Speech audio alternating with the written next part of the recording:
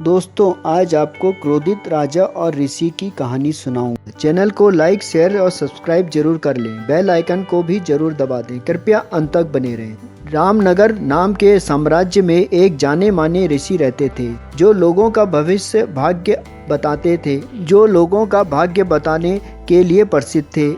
उस राज्य का हर व्यक्ति उन प्रसिद्ध ऋषि व उनके कौशल के बारे में जानता था। एक दिन उस ऋषि के बारे में वहाँ के राजा को भी पता चला।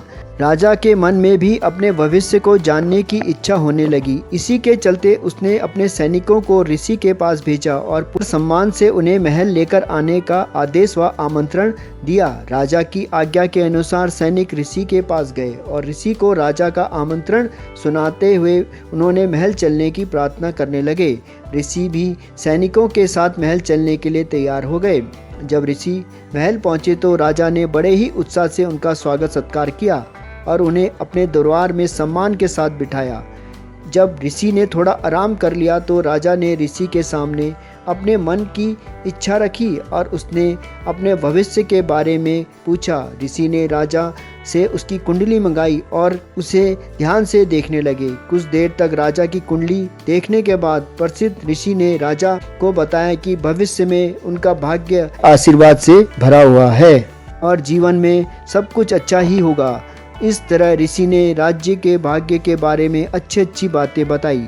राजा खुद से जुड़ी अच्छी भविष्यवाणियां सुनकर बहुत प्रसन्न हुआ।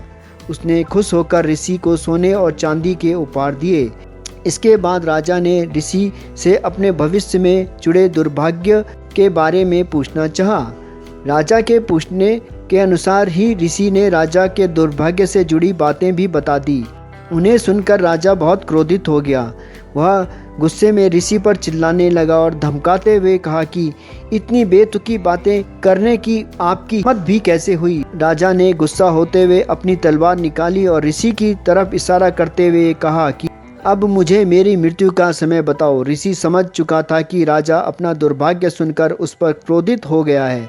राजा की मृत्यु वाली बात सुनते ही वह शांति से कुछ गणना करने लगा। इसके बाद शांत स्वर में कहा, मेरी गणना और कौशल के अनुसार आपकी मृत्यु मेरी मृत्यु के ठीक 1 घंटे के बाद होगी। राजा ऋषि की यह बात सुनकर हैरान हो गए। अब उसे अपनी गलती का एहसास होने लगा। उसने तुरंत अपनी तलवार नीचे रखी और ऋषि के साथ किए गए अपने दुर्व्यवहार के लिए उनसे माफ़ी मांगी। बाद में राजा ने ऋषि को ढेर सारा धन दिया और उन्हें वापस कुटिया में आदर और सम्मान के साथ भेज दिया।